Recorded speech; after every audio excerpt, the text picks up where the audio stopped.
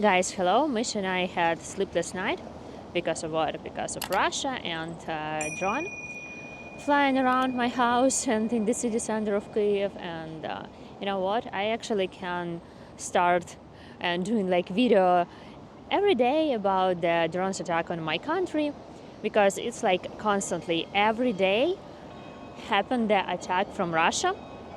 And I just added this information to my news updates, but sometimes it's like more loud, sometimes it's not very loud. And yeah, it's almost now 4 p.m. and I like the sounds of our bell tower of Michael's monastery. Sometimes you can hear here the national anthem and different other cute melodies. So, and sometimes it's loud, sometimes it's not. But last night I went to bed, fell asleep, and around like midnight, I don't remember, was a red siren. Then I checked the news. Okay, it was clear. Then I tried to fall asleep again, and around 2:30 a.m. was a red siren, another one, and around 2:40 was huge explosions.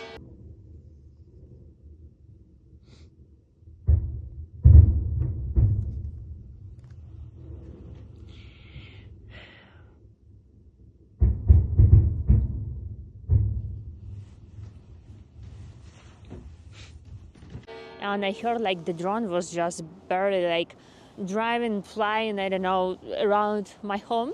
And when I checked in the news, that he came through all Kyiv and then flee to the west. So today was drone attack on Sumy, Ivano-Frankivsk region, Poltava region, I guess, Kyiv, but Kyiv was no consequences, nothing, he just passed. And I checked, the renovation is happened in the west, no casualties, no death, thankfully. In Dnipro region, this is the residential building lost windows. So several regions in Ukraine have some renovations, destroyed windows, but no one died, and thankfully there is no casualties after this attack. So this is our realities, and I really went to bed around 3 a.m. So I'm a little bit sleepy tonight. So and today is 27th of January, and exactly today marks International Holocaust Remembrance Day. And in 1945, Soviet troops of 60th Ukraine Army of Ukraine Front came and liberated Auschwitz, where more than 1 million Jews were executed. It's a completely different topic to talk about that, because also in Kyiv we have a place called Babyn Yar, where over 33,000 Jews were executed within a few days. We all know that Ukraine was in occupation and what Nazis did for Jews, so it will be completely topic to speak about this, and maybe one day I will go to Babyn Yar and do the video and tell you more details about that. By the way, I never been to Auschwitz. I plan to go there because when I go abroad I usually go through Poland, and I just been to Krakow and walked in the Jewish city. Also, when I've been to Lviv, I took a tour about how Lviv were divided and for Jewish quarter.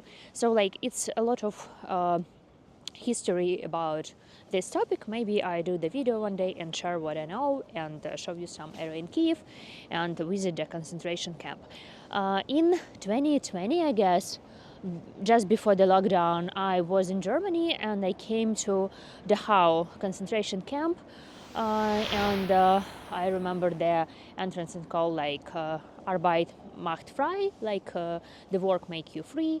And I always remember from the information that I learned there, like never again, never forget, never again. And you know, now I live in the like during the war with the rockets, drones, and my friends are completely in the front lines, which is similar to the Second World War, First World War, you know, like just like changing only with war is changing by like different apps and internet, but it's like the same. Russian doing like the same was doing Nazis with torturing, raping, and doing the genocide of Ukrainian nation, killing a lot of men. And so it's like, always a question, never again. It's like again happened, and the whole world couldn't stop Putin.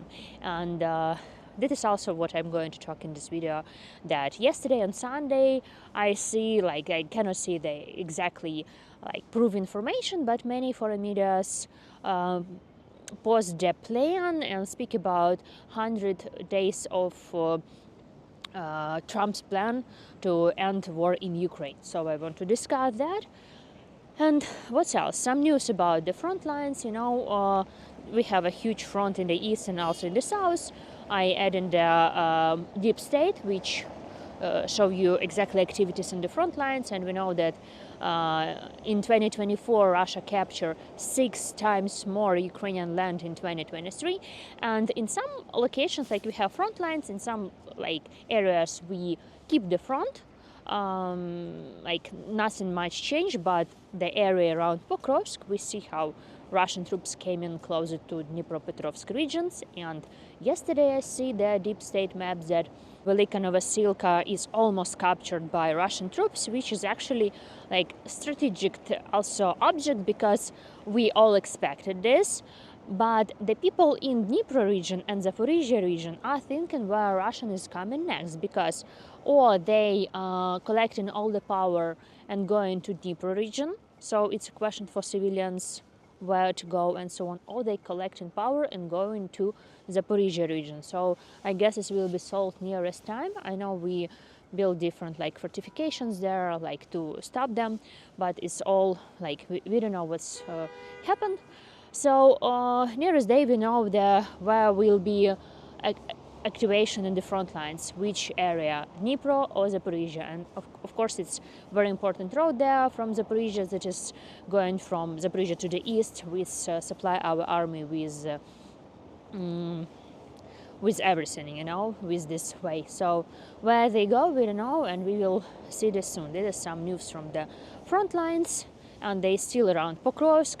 They still some kilometers from Dnipro region, and just a little bit more in the south, Velika Novosilka is almost captured by Russians. So I just checked yesterday, it's a very small piece left. So it is news from the front lines, and I guess I walk to Maidan, and we can discuss all rumors and what is being public about, like, 4 scenarios how the war will end by Sunday times, and how is look like Trump's plan to end the war in Ukraine, which I actually don't think is going to happen within 100 days. So we came to Maidan just to have a little bit walk before getting dark, and let's discuss their plan that appeared yesterday online about how to end this war without 100 days. So we know that first Trump said that he is going to end this war within 24 hours, and then recently he gave this task for Kit Kellogg to stop the war within 100 days. So, and the head of President Office, Andriy Yermak, said it's all the nonsense. The plan doesn't exist. So Ukrainian side is refuse all this information. Meanwhile, there are a lot of Western media posting different articles. One of them is Sunday Times and some others, but I cannot see the exact information about this plan, where they got this information. So it mostly looks like some rumors. So who knows? And also Ukrainian side has mentioned that Russia is working so much on the internet by posting different misinformation and then starting different speculation and so on. So what's interesting, what I read there, So the plan is to do the ceasefire on Easter. Easter this year, I guess it's 20th of April, don't remember, have to check the date, but this Easter the same day for Catholics and Orthodox Christians. So this will be a huge day for ceasefire. And then is 9th of May as a special day when we won the Second World War, and we know that Putin and his propaganda loves different data showing what they achieved. So, and the Putin wants 9th of May, not 8th, 9th of May, to show what he got during this war. That is like briefly what they planning about. Also, I checked the rumors that the president of Ukraine, Volodymyr Zelensky, and Yermak planning to go to Washington on the beginning of February. Also, there are many information about phone call and meeting Putin and Trump, and based on this 100 days of plan, they planning to speak all together, like dictator Putin, Volodymyr Zelensky, and Trump. So I don't know, based on what they have all this information, and we will know for sure on Easter, and we know for sure on May, 9th of May. Some also information that Zelensky in many interviews said that we want to stop this war, but we need guarantees. And another important what he said, that we cannot get our territories by fight. We don't have enough power. We cannot took them only with our hands, let's say. We don't have enough power for all this. So we need support and we need guarantees. And it is like really unclear what is going on this year. Maybe we have some, like what I'm thinking, maybe in April and maybe we'll have some information, but I really don't trust this according to the plan and according to the specific days, what I said before. What's also in this plan, it's about to create some buffer zone near the front line and to bring the peacekeepers. Okay, that is what like Westerns thinking about this, but Putin said that he is against this idea. Zelensky said that for this we have a huge front lines and to control the situation we need 200,000 of peacekeepers. And everyone said this is impossible. Europe is not going to supply such amount of person because the army of Europe is not that huge. And US thinking and Trump that the war is going on where in Europe, and Europe should take more part in supporting us than US. So there is many questions is every day, let's say, and we don't know for sure. So I just share some information that I found online, which posted many foreign media, and I remember for many months actually I checked all this before the Trump's election. So this is topic been posted many times about possible scenario for Ukraine, so nothing new, and now it's just about the plan. What's else I would like to discuss about the mobilization in Ukraine? We know that like official mobilization started from 25 years old, and the man is not allowed to cross the border. Everyone staying inside Ukraine. And what we can expect when even we have some negotiations with Russia and guarantees. Right now, I see that mobilization is going even stronger because we announced that is, I don't know how to say this correctly, voluntarily mobilization from 18. By the way, the mobilization couldn't be voluntarily at all. So the army inviting from 19 years old, from 18 years old. So, and let's just imagine that we do some agreement and peacekeepers and we have some guarantees. The question, will the border will open for Ukrainian men? Could they leave the country?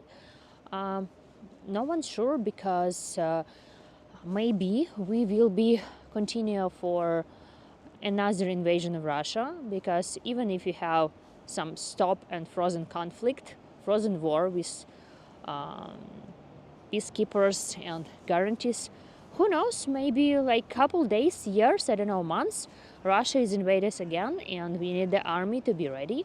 So the question about the Ukrainian man being traveled and just like how everyone's thinking that the war is just will be over and like we will live again our normal life, I don't think so. And with opening borders, also it's a big question. So I'm just thinking that we will be always be preparing for another invasion and for another war, despite whatever happened this year. So actually this is what I wanted to talk today, because let's don't forget how many Russian bots doing their job online, and all this information, like I just trust the official information. Like I need the source, I check the source, and of course I check in what is different media posting, and Ukrainian authorities also react to this. Very nice ending of the war. In my area lives the neighbor, and he has goats. So, and he's always walked the goats in the city center for many years. I remember even pre-COVID when I walked the tourists in the city center, or during COVID and so on, he's always with his goats. One of them died last year, and now I see another one. So I'm doing some video. Look how sweet is this. It's just like here by the grass.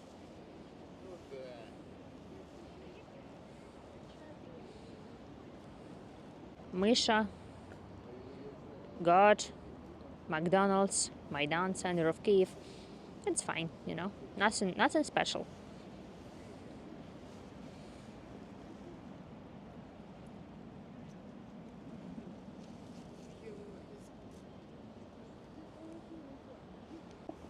Я таку штуку й не бачив. Що воно таке? Камера. Ой, вона бодається, да? Ні. Не бодається? Вони дружелюбні. Если ее не трогаете, это его сестричка. Понятно.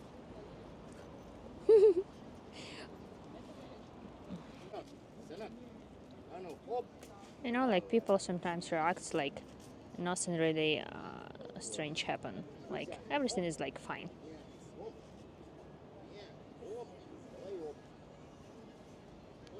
So guys, actually that's it for today. Thank you so much for watching my channel, and let's hope for the best. This is what exactly I thinking today at 2:40 a.m. Oh my god, it was like loud, and let's hope for the best scenario for Ukraine, because we all want to stop this war and we want a peace life, but we are not ready to give up our land and live in constant fear that Russia is going to come again and kill all of us, you know. So thank you for watching my channel. Thank you so much for your matches and support for my channel. I read all your comments, and yeah, thank you so much for your support, standing with Ukraine. And I forget to mention, you see the elections in Belarus, and I didn't remember, Lukashenko was mentioned. At least he goes for his 7th term, and he mentioned, at least we don't have the life as in Ukraine. And we thought, thankfully, we don't have the life as in Belarus. That's it. So, thank you so much for watching. See you nearest days. Goodbye. Misha saying also bye. Gods also say you bye from Kyiv. And that's it.